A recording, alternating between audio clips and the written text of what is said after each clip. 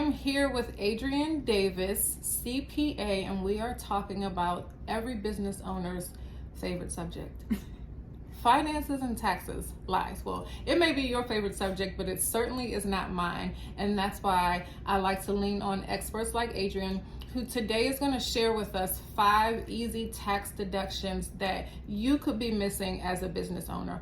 Who doesn't love a good deduction? This is how we save money. This is how we maximize our expenses.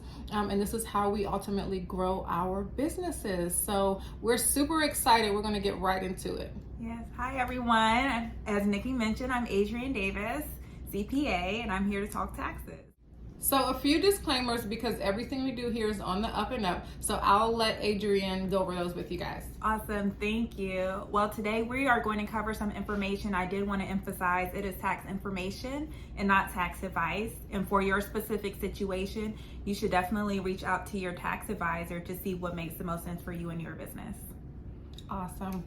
Excited. I don't think I've ever been like this excited to learn about tax information. It can honestly be kind of daunting, but when you're doing it alongside a professional you trust, and especially like another woman, shout out to Girl Power, Yes. It's comforting. So here we go. Okay, so what's number 1, Adrienne? So number 1 is the home office deduction. If you have a business and you work regularly and exclusively out of a home office, you are able to deduct certain expenses, whether that may be your rent, utilities, repairs, and maintenance. These things all go into ensuring that you have a home office and are deductible by your business. So the IRS will reward me for working at home? Yes, okay. Essentially, if you are a business owner. And so this is different from if you were a W-2 employee and using the home office for work from home. Wow, so that's even more incentive to, become a business owner for those of you who are considering. Working from home is a great privilege, but when you work for someone else and work from home, you don't get to necessarily write off those expenses. Okay. You may get a deduction that your business gives you as an incentive, like maybe $100 a month to help furnish your office, but you typically don't get to deduct as many of those expenses using that typically square footage of the space, etc. So awesome. Yeah. So what if we want to like make our office pretty and like buy some new desks and wall frame, all decor, like is that deductible as well? Yes, absolutely. So you don't have to have a drab office space. You can definitely go ahead and do supplies, or if you're on Amazon and see a cute little gold desk organizer, those things are deductible for home office expense as long as you're using it exclusively for your office space. I love it. So mompreneurs, social media influencers, realtors, any of those like work from home professions, the government, like the IRS, is making it easier for us now, so we can write off our rent, our utilities, our pretty organizers, our pretty desks, and some of our office supplies. Yes. Okay, number 2. Number 2 is advertising expenses. For business owners who want to get their business out there, maybe not by word of mouth, but utilizing the internet, you're able to deduct those costs. So Facebook ads, Instagram ads, Google ads. You're also able to deduct website hosting costs. You're able to deduct Canva subscriptions, for example, making cute carousels on Instagram. You're also able to deduct business cards, postcards. So these are common business deductions for advertising that people may not necessarily think about. Wow, so like these little cards this is a shameless plug for my business, Hazel Salon, but so like this would be, we could write this off? Absolutely, you would be able to awesome. deduct those as an advertising expense for potential clients. Okay, and for smaller business owners, something like commercials may not be something that you invest in, but for larger business, like we had the Super Bowl. That's actually a great example. So the Super Bowl was yesterday, and you're able to deduct advertising expenses. So big businesses, I know Coinbase had a huge commercial last night and able to deduct that cost of getting the commercial to everyone as an advertising expense. Wow. Yeah. Wow. So number 2 is advertising. Make sure you guys are taking note of this. I mean, we have a Canva subscription. We run Facebook and Instagram ads. We even still put ads in some of our local magazines. So that's definitely useful information to know to relate to our tax profession.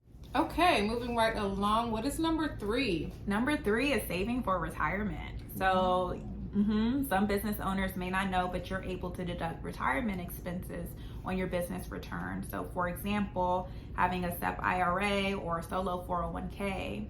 If I'm Adrienne Davis and I have a business, Adrienne Davis LLC, if Adrienne Davis LLC contributes to a SEP IRA on my behalf, they're able to deduct those business expense, that as a business expense, so for retirement. Wow. I think this may be my favorite tip actually.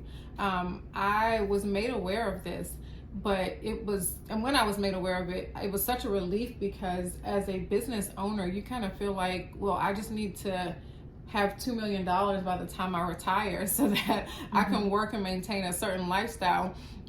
You kind of can feel like you lose some of those things when you are no longer a W-2 employee. So it's great to know that the IRS and the government supports small business owners and large business owners by allowing us to write off our retirement contributions. Yes. That's pretty cool. Yeah, so that's such a great point because a lot of times W-2 employees have 401ks that are offered to them by their employer, and that employer is able to deduct those expenses. So that's a lot of times why they're putting the pre-tax contributions into it, because then they can deduct it as a tax deduction. So I can retire wealthy Yes. as a business owner, and so can. Okay, number 4. This might be my favorite one. Number 4 is business meals. So if you are going out to eat and discussing business, make sure you keep the receipt, write down who you're actually going out to eat with, and then the business purpose so you're able to deduct it. One thing I wanted to point out is that for 2021 and 2022, they actually allowed it so that you could deduct 100% of your business meals, where it used to be 50%. So they doubled it. They doubled it. Wow. So why do you think that? So with COVID, a lot of people weren't going out to eat at restaurants. In order to give back to the economy, they said, hey, let's encourage our business owners to go out to eat, and you can now deduct the entire price of that. Wow. So for vloggers, influencers, mompreneurs, realtors, whatever your profession is, you treat a client out to lunch, or you host like an influencer meal or dinner or brunch, or those things can be written off. So Yes. that's pretty cool. Yes. And I know we did speak about the meals and entertainment, and meals and entertainment used to be 50%, and they actually removed it so that you can't deduct the entertainment expenses anymore. so what types of like entertainment expenses would businesses typically write off? Yeah, so let's use the Super Bowl again as an example. So say your business bought a suite at the SoFi Arena or SoFi Stadium for Super Bowl. So previously you could deduct 50% of the suite cost, but now you're unable to deduct any of those costs. Wow. So you can't get a suite, you can't get like a VIP section in the lounge, Yeah. but you can enjoy a meal and write those expenses off. So that is like great to know. And I really love that it helps, as business owners, we can all empathize with each other. So it helps the business that you are patronizing, and for you as a business owner, it's a write-off. So that's great. It's my favorite because we like to brunch. I love a brunch, a cute business. Okay, so number 5. Number 5 is travel expenses. So if you as a business owner... Wait, I thought that meals were my favorite, but this one might we love a good trip, okay? Love a good trip. Yeah, so as a business owner, if you actually travel for business, and so let's use this as an example. You spend 7 days going to Miami. If you spend 4 days meeting with clients and then 3 days on the beach, majority of your trip was a business related expense, and as a result, the stuff that is utilized for business, you can deduct that. So that could be meals again. So you can combine them. So you can have a little bit of work and play. You can still get the write-off? Absolutely. So Okay. if you go on a conference somewhere, and so just make sure you're being very strict about what you're utilizing, because the IRS does look into it and say like, okay, she took a lot of business trips to maybe Hawaii. We want to make sure this is actually legitimate business. Gotcha. So make sure you're documenting everything. So receipts. So you can deduct hotels, you can deduct taxis, Ubers, Lyfts. baggage fees, dry cleanings, anything that is on your trip pertaining to your business travel. Gotcha. And I know for, again, mompreneurs, a lot of social media influencers, speaking and, you know, traveling, those expenses can add up, and sometimes they are covered and sometimes they are more so for publicity and exposure. So it's good to know that like those expenses can be written off as well. That's a great example using the speaking engagement. So if you are going on a trip because you have a speaking engagement, that is a business obligation, and then as a result able to write off the travel that goes into it if someone's not already providing that travel write-off for you. So say if you're flown out for a speaking engagement and they don't already pay for your transportation, etc., Right, you can deduct it. Right. Awesome. More business vacations in not vacations, business travel, business trips. Yeah. So we just learned about 5 easy expenses that some of you are certainly missing. I know I was missing them before I was informed. So Adrian, can you give us a quick recap about these 5 major things that are life-changing for our taxes? Yes, 5 business deductions, just to recap. Home office deductions, advertising expenses, retirement expenses, business meals, as well as travel. Business and travel, those are my favorites.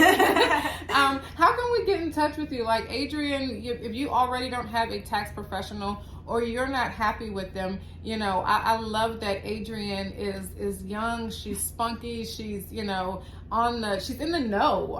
You know, I didn't know that basically the entertainment portion, for example, was taken from the meals piece, or that it had increased to 100%. So how can they follow you on Instagram? How can they get in touch with you? Yeah, the best ways to get in contact with me are through Instagram. I am Adrienne Davis CPA. It's spelled ADRIENNE, and I'm sure you'll put it in the video. I'll pop it up. Okay, and then also you can email me, adrian.davis@nm.com, and I also have a website, adriandavis.nm.com, or you could also do adriandavis.cpa. Wow, so you have multiple ways to get in touch with Adrian. So awesome. Share this video. If you are a business owner, you likely know someone who is in business or considering starting a business. So go ahead and share, like, comment, ask more questions. We may have to have Adrian back because this is like finances. I mean, we're in business for money, so we need to make sure that we're maximizing and capitalizing. Yes. Until next time.